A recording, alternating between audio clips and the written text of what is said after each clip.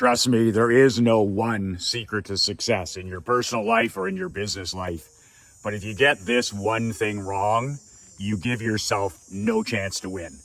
And most men, most husbands, most fathers, most small business owners like us get this one thing wrong. And because of it, you arrive at age 65, 75, 85, and you look up and you've lived an ordinary, average, mediocre life of quiet desperation. Do this one thing, add this one thing, and you can literally transform your entire personal life and your business over the next 12 months. Michael McLean, brassballsvideos.com. I am an ex-professional hockey coach, ex-amateur championship hockey coach, turned 8-figure entrepreneur.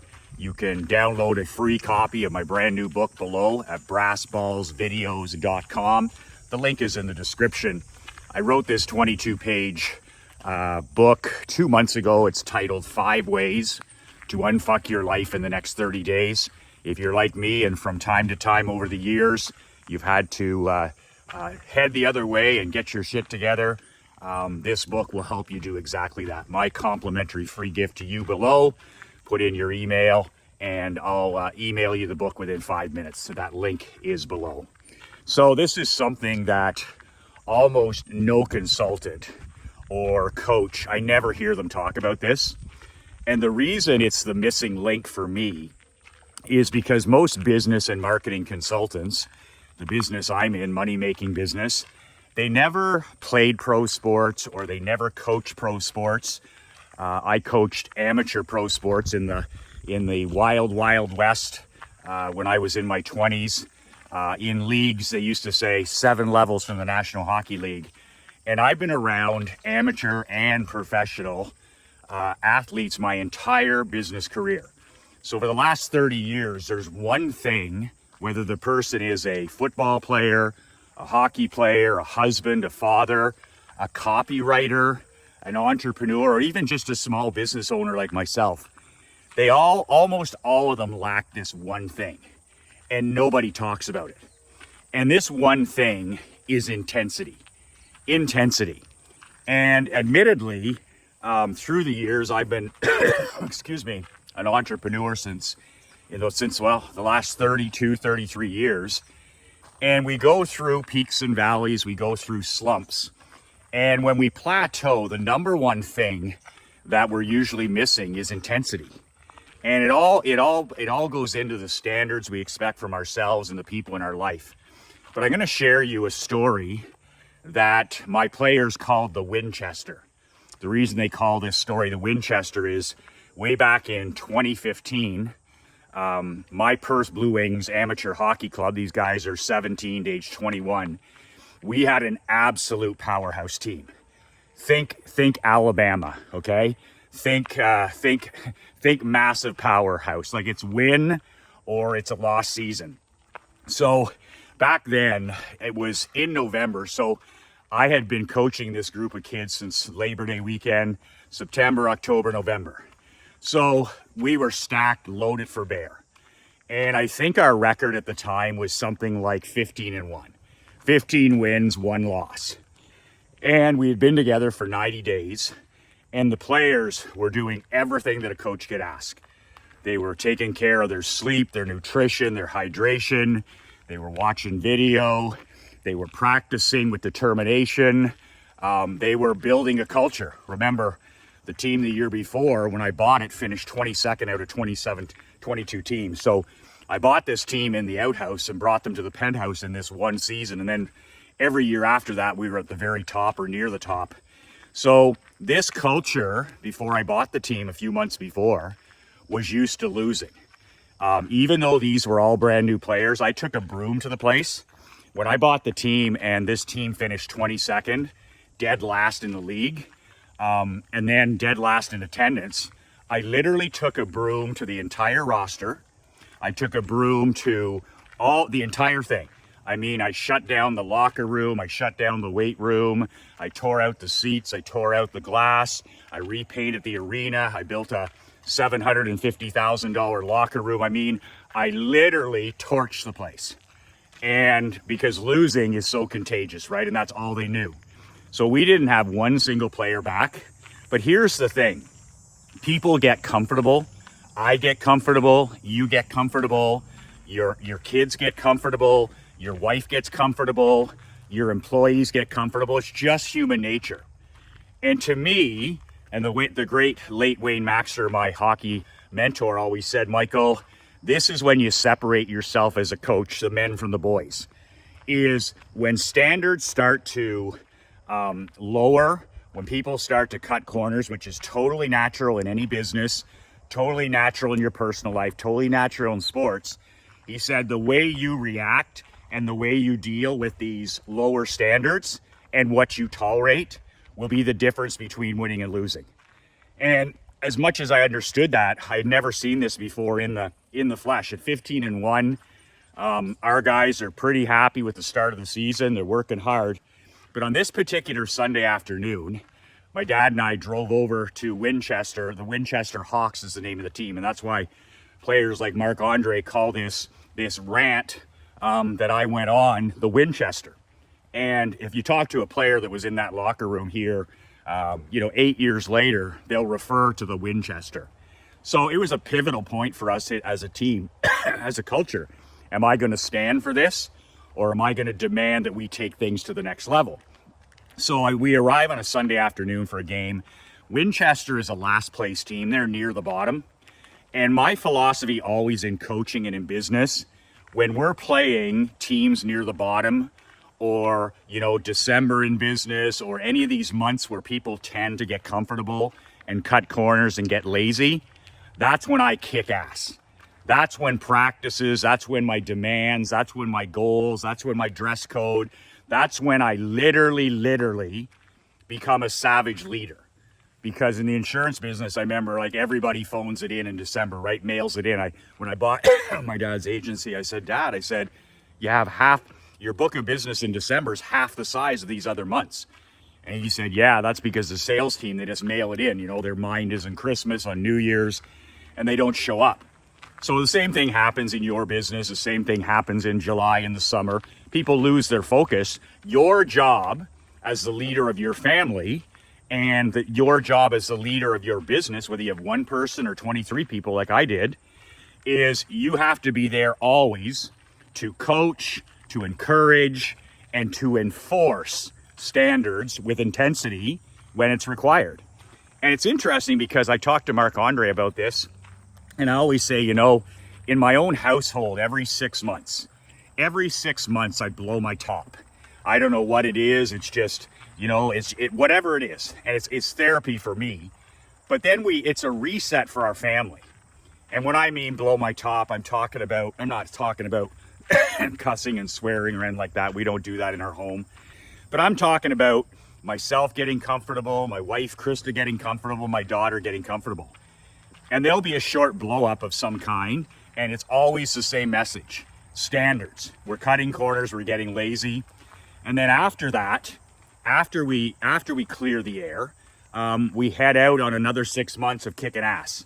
Same thing with my hockey team, except it was 3 months. I had these guys for 3 months, and my dad and I show up on the Sunday afternoon. And I don't miss anything, right?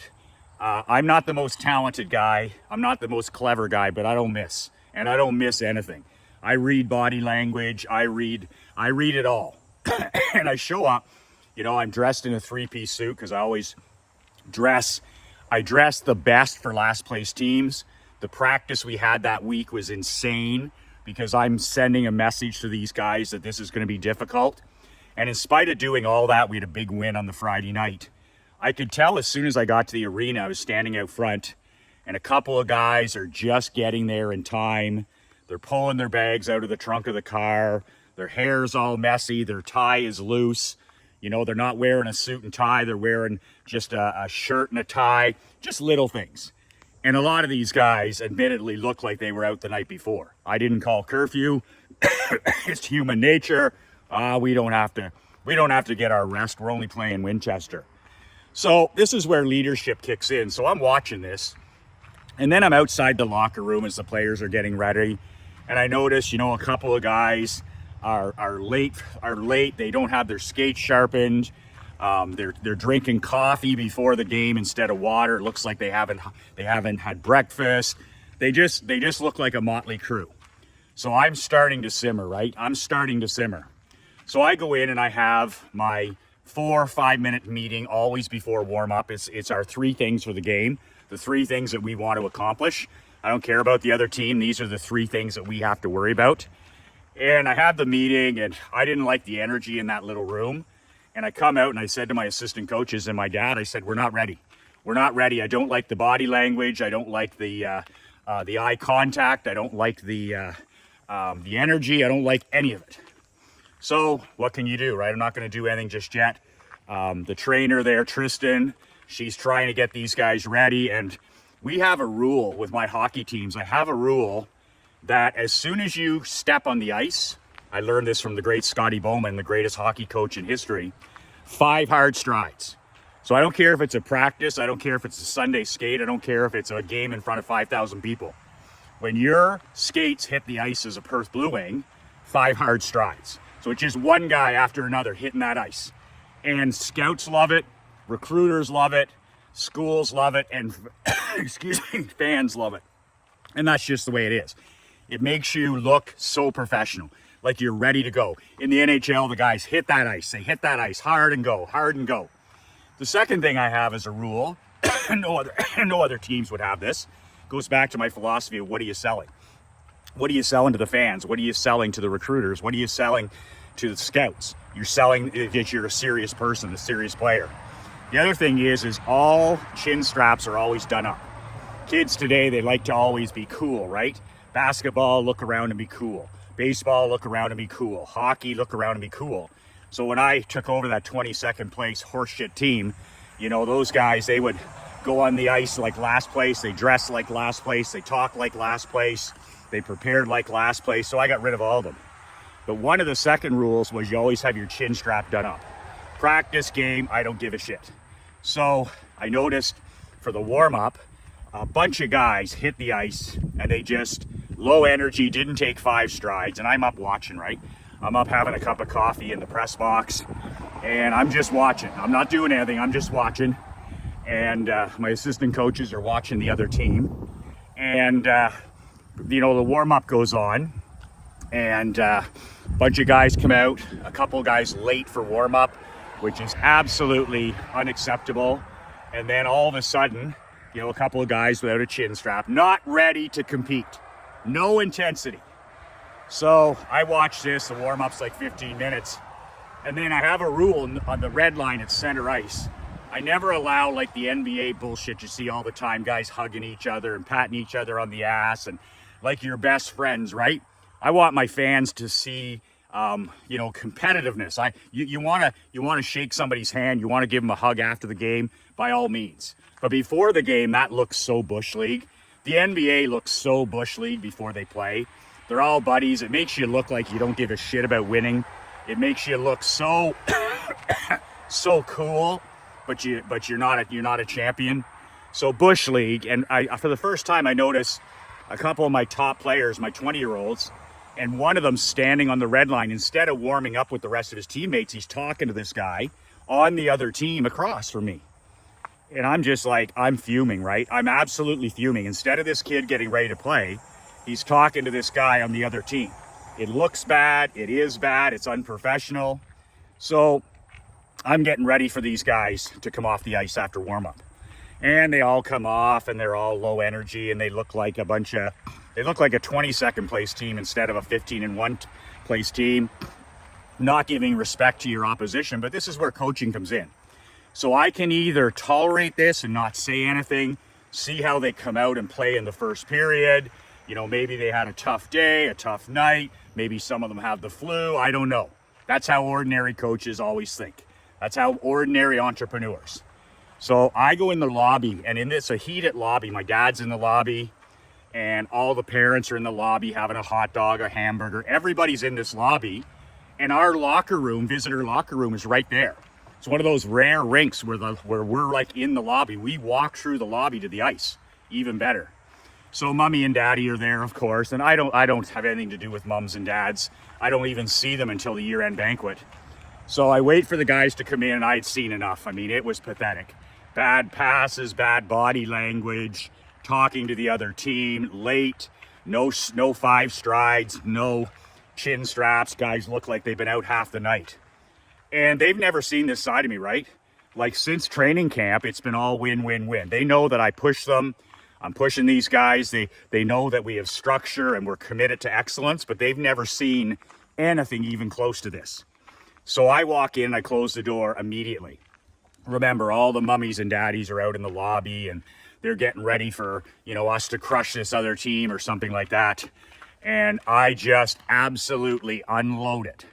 Absolutely unload it on 23 players. I even unload it on the 3 guys that weren't dressing, that were injured. And it was so clear and kind. It was so powerful. It was so kick-ass. I can't even remember what I talked about other than intensity and standards. And I went around that room, and guys have to sit up. They have to look me in the eye. And we had lots of guys that were close to tears. I'm not kidding. Lots of guys close to tears. They've never seen anything like this. And I ripped into those couple of guys that were talking to other players. I ripped into the players that were late. I ripped into the players that didn't have their chin straps done up. And I went after my best players. I verbally attacked my captain, my assistant captain. I verbally attacked my assistant coaches for not having these guys ready. I mean, I put everybody that day on probation. My world, my fucking rules. And this went on for 5, 6, 7 minutes. And that was it. The intensity Marc-Andre said was something he'd never, ever to this day seen in his life. And not negativity in a sense, more of a, these are the standards. These are the way we're going to prepare. This is the way we're going to represent this community. And if you can't do that, I'm going to trade or cut your fucking ass. And these players, even though we were 15-1, many of them had never won before. So I think it was a massive, massive standard, raising the standards. We had ability, but we didn't have intensity. So when I left that room, those guys saw what intensity at the next level was. And I didn't say another thing. My chest was hurting. I took the assistant coaches, we walked out to the ice and we stood on our bench. And I literally didn't say anything for the next 3 hours. I didn't say anything. Even between periods, I let my coaches coach. And we were walking out through the lobby after I ripped these guys, and my dad was like, fucking right, play to win. Because he heard the whole thing, mummies and daddies. People were stepping out of the way, right? My team, I'll do whatever the fuck I want, and my sport is winning. So I never said anything for the 3 periods. And the final score was 11-1. And the kid that I ripped in front of everybody for talking to his cousin on the other team set a record 8-point game. And I don't give a shit what he did, but message received. But this is a story about standards. That's just a simple hockey team in Canada. But that could have easily applied to my insurance agency, my barber shop, this coaching business, my health, my fitness, because whatever you tolerate, you're going to get more of that.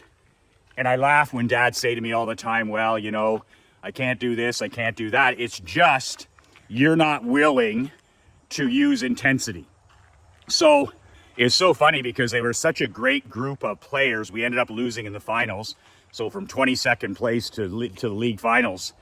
And there was one other time that year, and I think it was in a practice, where I had to remind them again that we do everything with intensity. Everything with intensity. The way you dress, the way you talk, the way you practice, the way you eat, the way you drink water. Everything is with intensity. And I have a rule in coaching.